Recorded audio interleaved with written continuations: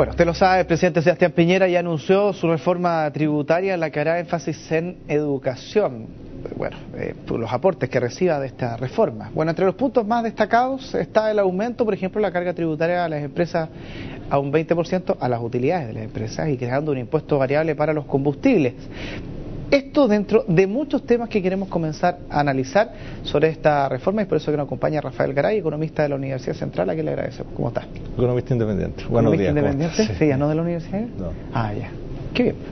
A ver, ¿cómo se puede evaluar entonces esta reforma tributaria? Porque la verdad es que las declaraciones durante las últimas horas han sido tremendas de un lado y otro. La defienden y otros literalmente la destruyen. Sí, yo tengo la sensación de que hasta ahora al menos los frentes, ¿cierto?, desde los cuales se alaba o se ataca son frentes más bien políticos, no tienen mucho sustento técnico. Primero, yo fui súper claro en decir que esto no es una reforma tributaria, esto es un perfeccionamiento, un ajuste tributario, puedes llamarlo de distintas maneras, pero una gran reforma o una reforma tributaria tiene que tocar, primero, distintos tipos de tributos de manera importante, y segundo, es de múltiples objetivos. Acá estamos hablando de un ajuste tributario que es específicamente para un fin, que es el fin de educación, que es el que pusieron sobre la mesa, ¿cierto?, fuertemente los estudiantes durante el año pasado, y por tanto es algo muy acotado, y por eso yo hablo más bien de un ajuste. A ver, el ministro de Hacienda, el presidente de la República, todos han hablado de que esta reforma tributaria va a tocar a la clase media.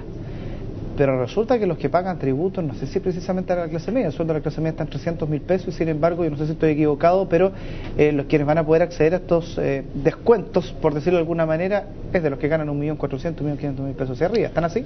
A ver, prácticamente el 90% de la población gana menos de 524.000 pesos mensuales, por lo tanto están exentos de impuesto a la renta. Eso significa que desde ese punto de vista no tienen las rebajas, y esto se concentra en el 7-8% más rico de la población, ¿cierto?, desde el punto de vista de las rebajas de impuesto a la renta. Uno podría ver mecanismos, por ejemplo, como poder meter dentro de los gastos de la familia y bajar la base imponible de los gastos en universidad. Pero ¿qué saco yo si no pago impuestos ya a la renta de rebajar mi base imponible, si ya no estoy imponiendo? Impuestos muy fuertemente regresivos, como el caso del IVA, no han sido tocados. Ese era un gran tema.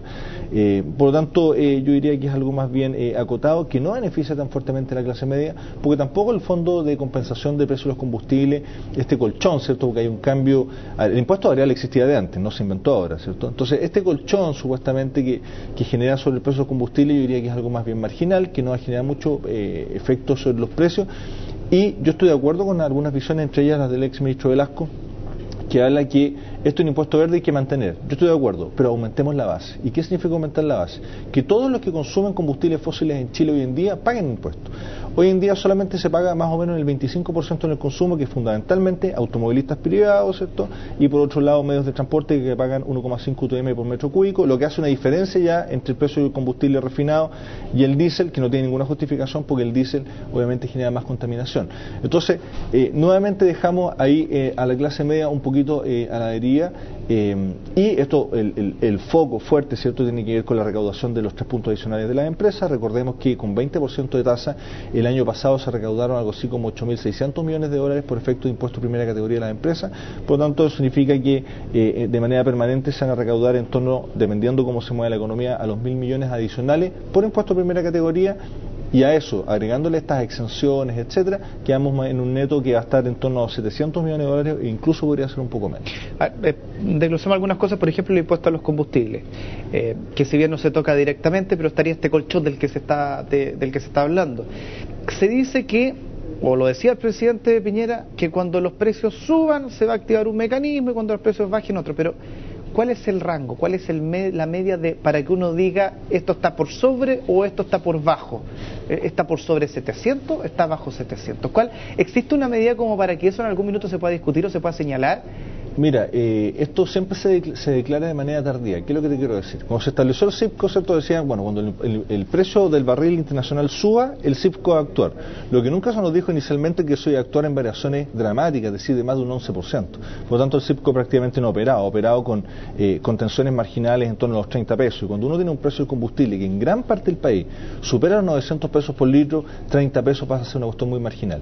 El nuevo sistema, y esto lo conversé ayer con el senador Chaguán y con el diputado Boone, estaría en torno a una contención de 50 pesos. Yo te digo, si tú ampliaras la base, Si fuentes de utilización de carburante fija, por ejemplo la generación eléctrica, que yo no digo que esa tenga que ser la solución, pero es una solución que se ha aprobado a nivel internacional, te permitiera ampliar la base de personas naturales y jurídicas que tributan sobre combustibles fósiles, tú podrías bajar perfectamente el precio del litro de combustible al consumidor final en 200 pesos. Es decir, en vez de cargarle 226 pesos por litro de combustible consumido, cargarle 26 pesos al ampliar la base. Eso, por ejemplo, es algo que no se ha tocado, y eso sí hubiese sido de gran ayuda para la clase media, a pesar de que algunos dicen que esto beneficia, ¿cierto?, a los sectores más pudientes. Yo creo que eso no es así. Eso está basado en una encuesta que es muy seria, que es la de Origen Destino de la Universidad de Chile en Santiago, pero mi pregunta es qué pasa en regiones donde los niveles de congestión no justifican la materia tributaria de mantener un impuesto específico tan alto,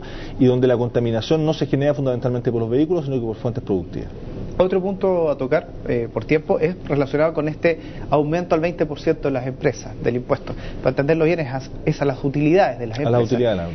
Pero por eso da la sensación de que se necesitan una serie de reformas también legales como para poder asegurarse de que ese aumento al 20% sea realmente un aumento significativo, en términos de que es sabido que muchas veces las utilidades de las empresas se derivan por una serie de resquicios legales de diferentes formas, y por lo tanto se puede rebajar ahí un poco también la tarifa de impuestos.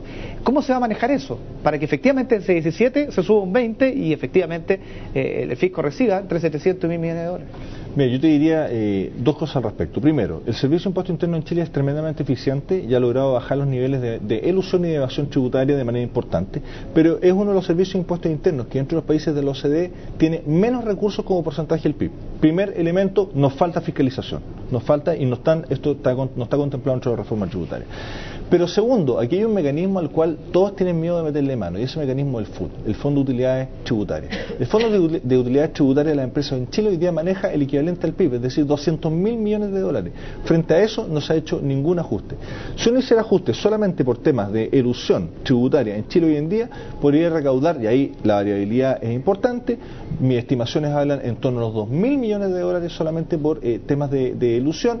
La gente del Servicio de Impuesto Interno habla algo más cercano a los 10.000 millones de dólares, pero te das cuenta que si fuera el piso, si fuera mi estimación la correcta, solamente 2.000 millones de dólares, estaríamos hablando que solamente por efectos de elusión estaríamos logrando una recaudación que es el triple de toda esta reforma tributaria que se ha anunciado. Por tanto, yo sigo catalogándola como un ajuste tributario interesante, porque logra mayor recaudación, que es el objetivo, va en la dirección correcta, pero es ni siquiera un gran paso, diría que es un pasito, y hay que tomarlo en ese sentido desde el punto de vista técnico.